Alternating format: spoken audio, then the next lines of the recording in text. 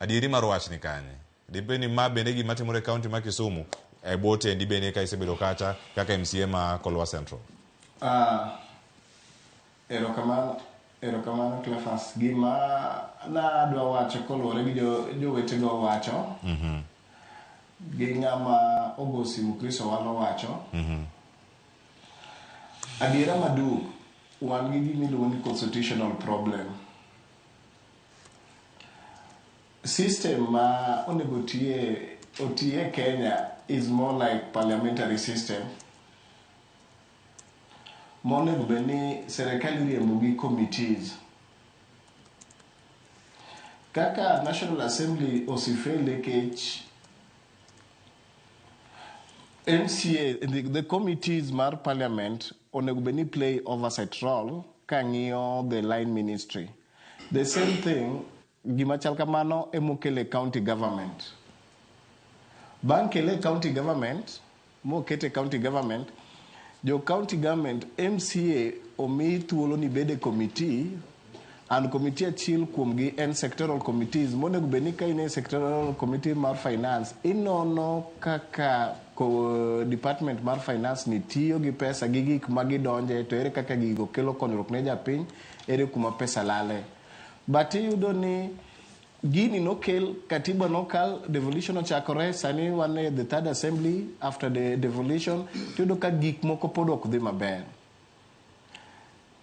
To jok mameo e county government gin jogo mobedo machiegni gi the system kata executive gi MCAs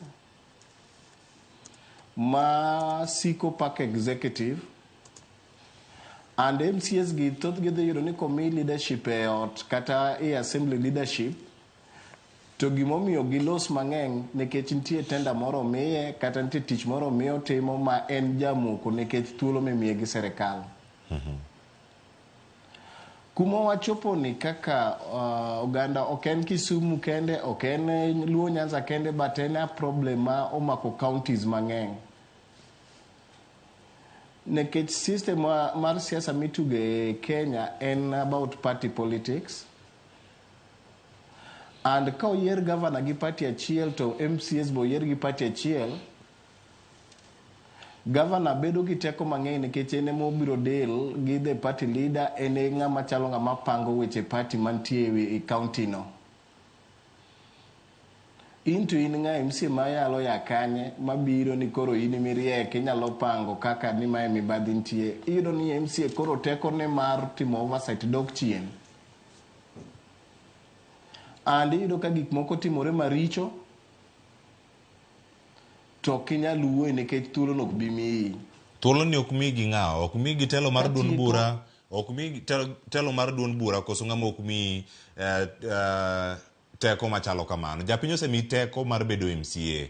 Teko mane ma pod idwaro kaka MCA mondo mi chung ilosi, koso en luoro mana kaka Mheshimiwa Joel Munuve wacho ka ni uluor ni 2027 kochopo ka iloso weche mag mibadhi matimore e county ok dhi yieri. Winj koro kuma wacho about teko. MC watiyo gi iluongo ni committees. Ka wuok aonge committee ni ere teko momiya mondo alose wach mibadhi e line mar committee ni to members nosikete committee monego beni lose wach no.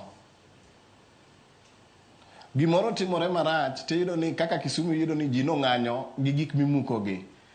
Ere kaka inyalo loso kaka MCA tiyonge planning committee. Koro yo maono opango assembly gi committees kaka tiyo miyo wa kaka jotelo ok wayud thuolo maber mar timo the oversight wholesomely. Kwa wuo like pick and pack onego beni ng'iyo report mar auditor general. To pick and pack obedo compromised. Ka ionge committee no be inyalo lose wechego koso konegi lose wechego. Miyo MCAs through committees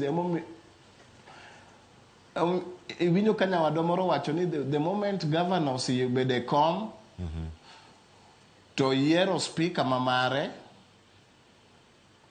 oyiero chief majority whip gi leader of majority mameke mamagi mapango ji e committees ka oyud ka in gi paro mopogore to kichal ng'ama nyalo bedo loyal manyalo pamo tibiro yudori e periphery. Aya. Mheshimiwa Calvin. Koro mano achiel kuom gigo mosinyo counties. Erokamano ahinya. Ilere yo makare. Wacho ni ka ok in ng'ama pamo, ka ok in ng'ama wacho yath moro wacho ma en mana kamano wuod Jesse, inya yudri oko. Onya bedo kama tek. Erokamano ya kuom ler. Ang'e ni pod twak dhi nyime. Wada yawo pap ne jopiny, wasiwinjo pacha owala Chris, kano go simu kar kanyo. In minyagonwa simu, namba ntiere piny kanyo, ka idiye to wadhi make, to watwak kodi kachiel kachiel. Ang'e ni wasechopo kidi